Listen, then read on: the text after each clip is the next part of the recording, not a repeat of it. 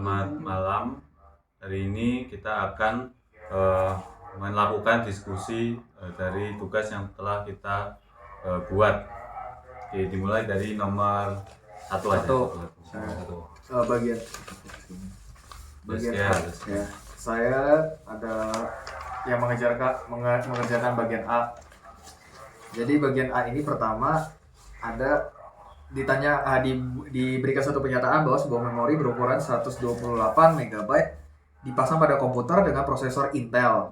Memori tersebut terdiri dari 8 bank memori. Nah, terus yang A-nya itu berapakah jumlah memori plan yang pada setiap bank memori. Nah, jumlah memori plan itu adalah jumlah yang ada di prosesornya. Jadi karena prosesor yang dipakai itu tadi Intel, di Intel tuh ada 8 memori, ada 8 bit itu menyimpan 8 bit per tiap alamat. Jadi jumlah memori plannya itu ada 8 memori plan. Nah, ya, karena memori plan kan dari jumlah bitnya. Ya.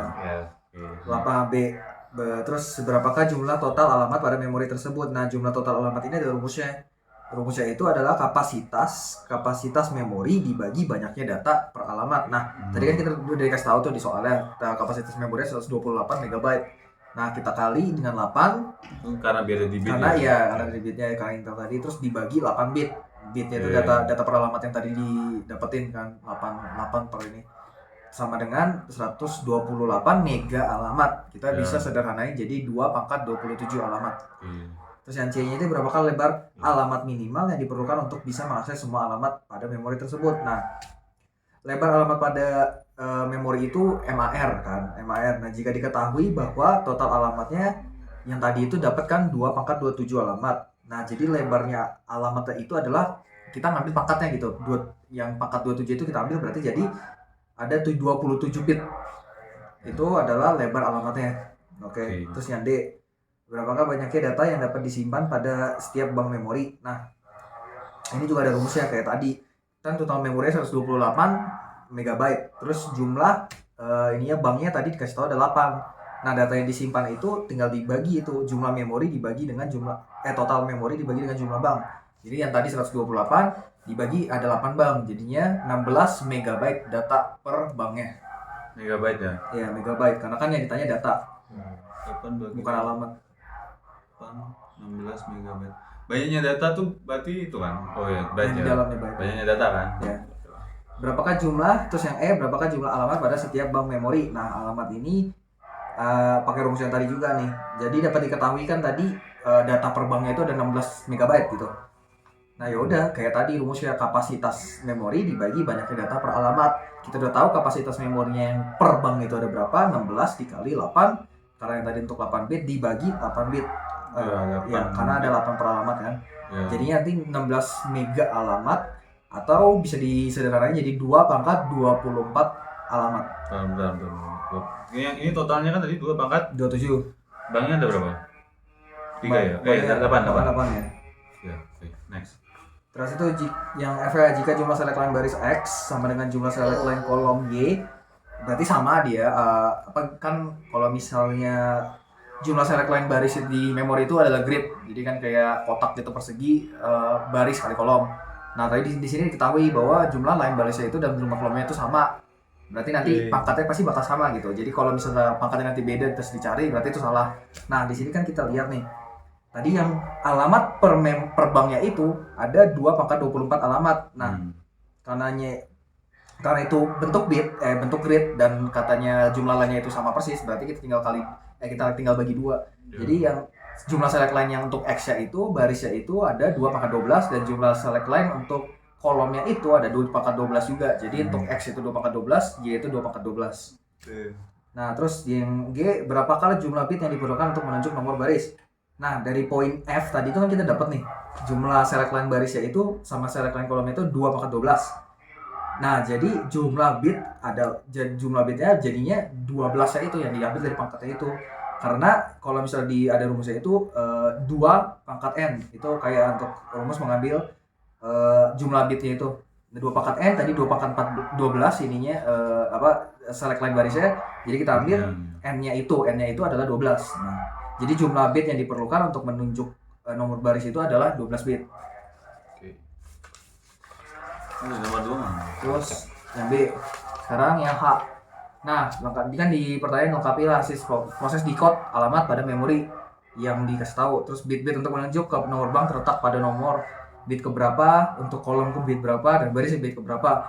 Nah, kita kan misalnya kalau misalnya di PPT tuh ada kayak gambarnya kotak-kotak itu. Nah, yang pertama paling depan itu ada bank, terus baru baris, baru kolom. Nah, dari poin G tadi kita kan udah dapat tuh kalau untuk misalnya alamat yang diperlukan itu butuh berapa bit. Nah, kan didapetin 12 bit kan. Berarti nanti kita tinggal hitung 12 bit dari yang kotak tadi itu. Nah, karena tadi yang total alamatnya itu 2 pangkat 27 kan, tadi masih inget kan?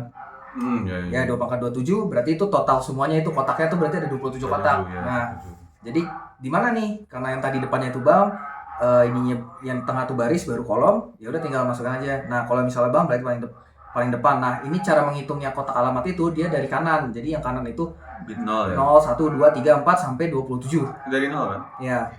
Sampai 26 maksudnya karena ada 27 kotak. Iya. Nah, terus itu ya udah yang ya berarti kalau di bank itu bitnya dari mana tuh? Bank itu tadi ada berapa? Ada 8. Berarti 8 dari 26. Berarti dari 24 sampai 26. Terus itu untuk kolomnya itu terletak pada posisi keberapa? Kolomnya itu ada di bit paling kanan. Ya, nah, berarti gimana tuh dari bit paling kanan? Dari 0 berarti dari 0 terus ada 12 kan tadi dapat ininya jumlah 12 bit berarti dihitung 0 sampai bit dari bit 0 sampai bit ke 11. Untuk yang barisnya itu setelah kolomnya, setelah kotak alamat kolomnya. Jadi dari 12 yang tadi itu 12 sampai kolom kotak bit ke 23 gitu. Jadi posisi ke 12 dan ke 23 untuk menunjuk nomor baris. Nah, itu udah semua untuk A ya. Iya. Kayak cepat mungkin. Untuk nomor B ini kita buat nomor B itu di nomor 1 itu kita dikasih gambar arsitektur DRAM. Nah, nomor A nya itu kita disuruh untuk menghitung jumlah alamat total pada DRAM-nya. Nah, dalam memori array di gambarnya itu kan ada 512 kali 512 kali 16, yang berarti kan ada 512 select line X atau baris, ada 512 select line Y atau kolom, dan 16 data per alamatnya. Ada banknya ya? Ya. Nah, karena di pertanyaan itu jumlah alamat total, maka kita tinggal kalikan saja kayak select line X atau barisnya itu dengan select line Y-nya. Jadi 512 kali 512 sama dengan berapa nih? 262 144 alamat. Atau bisa juga pakai format 2 pangkat kayak 2 pangkat 9 kali 2 pangkat 9. Jadi 2 pangkat 18 alamat atau 256 kilo alamat. Nah, nomor B-nya itu kita disuruh mencari jumlah select line kolom. Nah, seperti yang tadi udah bilang kan, di memori array itu ada 512 kali 512 kali 16. Kolom yang 12. Nah, untuk select line kolom itu berarti 512 atau bisa juga pakai format 2 pangkat 9 select line. Nah, buat C itu kita disuruh menghitung berapakah byte kapasitas DRAM-nya. Nah, untuk kapasitas DRAM itu kan jumlah alamat total dikali jumlah data per alamat kan. Nah, jadi kita tinggal kaliin aja jumlah alamat totalnya itu.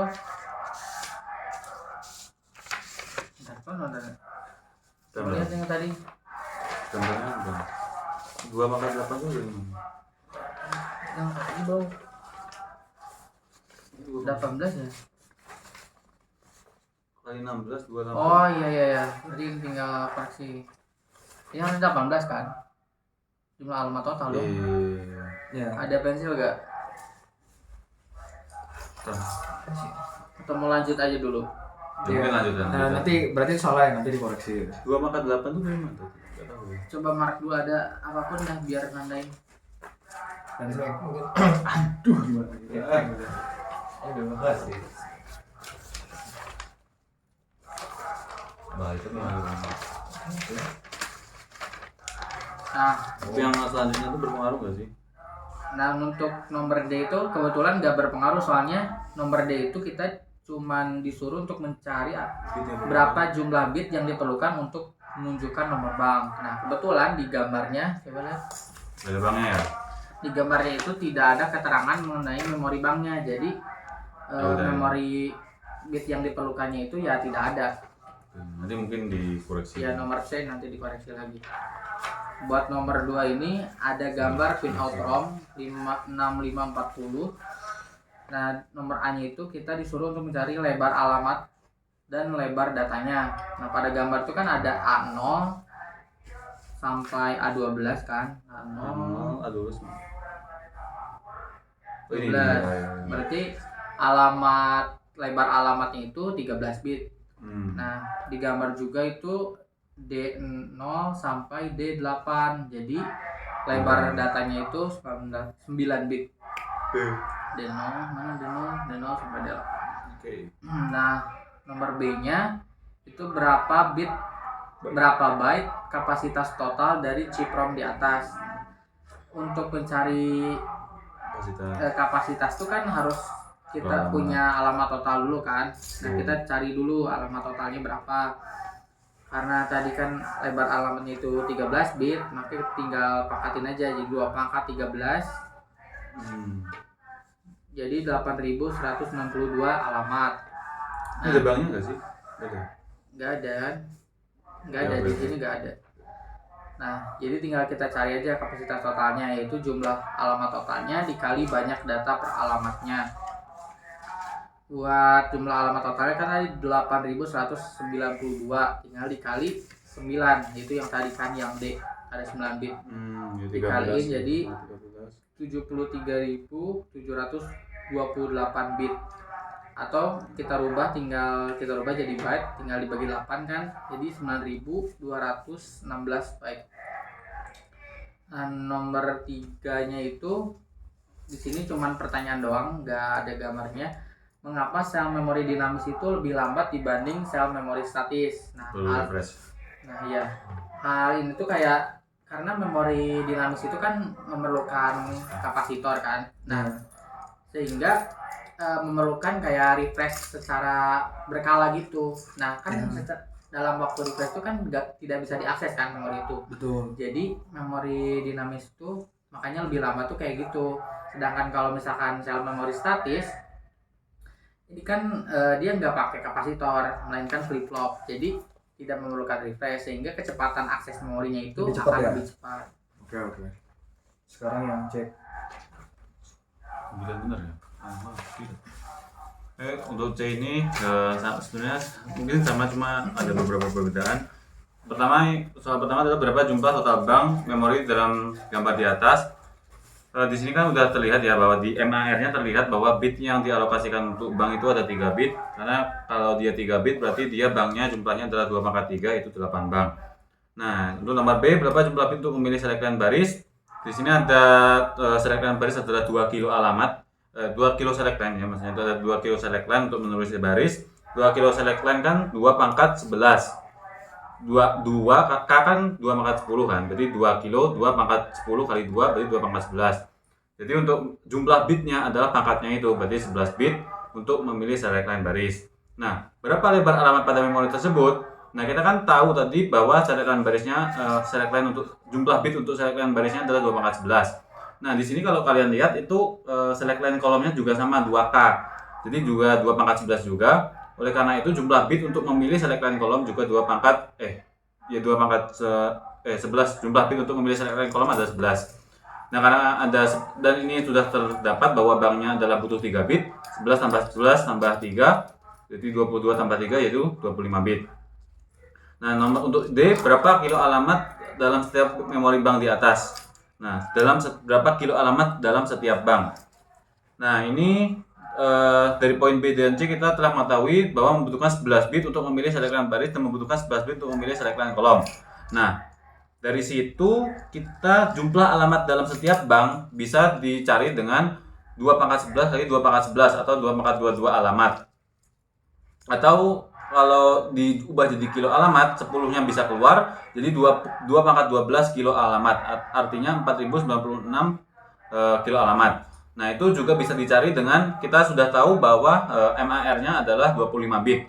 Berarti bisa 2 pangkat 25, jadinya adalah 2 pangkat 25 bagi kan.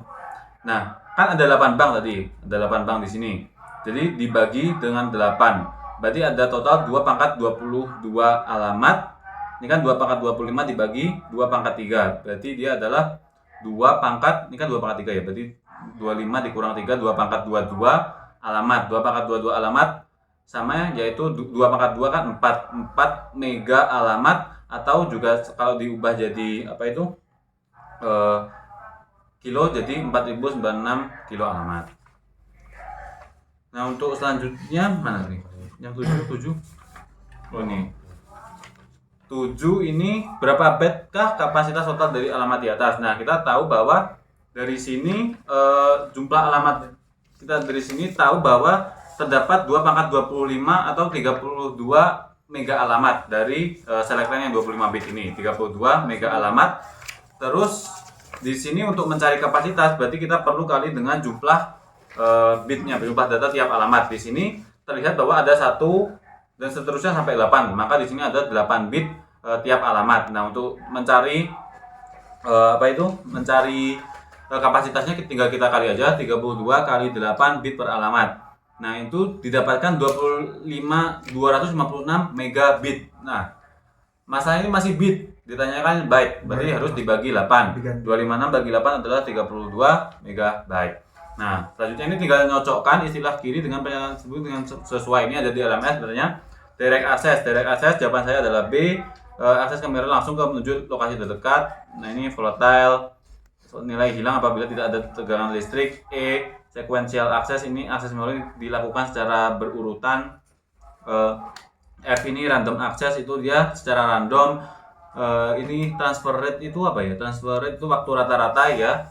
B itu asosiatif, itu dia adalah C ya. Pencarian data dengan secara perbandingan. D-nya ini adalah memori internal, yaitu menggunakan satuan bit untuk maupun dalam setiap detik. I-nya ini adalah H, menggunakan satuan blok karena dia adalah memori eksternal ya. Dan G ini adalah G juga, ukuran memori kecil dalam Ya itulah ukuran memori kecil dalam bit alamat sendiri itu alamat tersendiri ya. Selanjutnya nomor D. Ketika dilakukan pembacaan pada suatu alamat memori, diperoleh data sebesar 8 bit. Jelaskan dari mana 8 bit tersebut berasal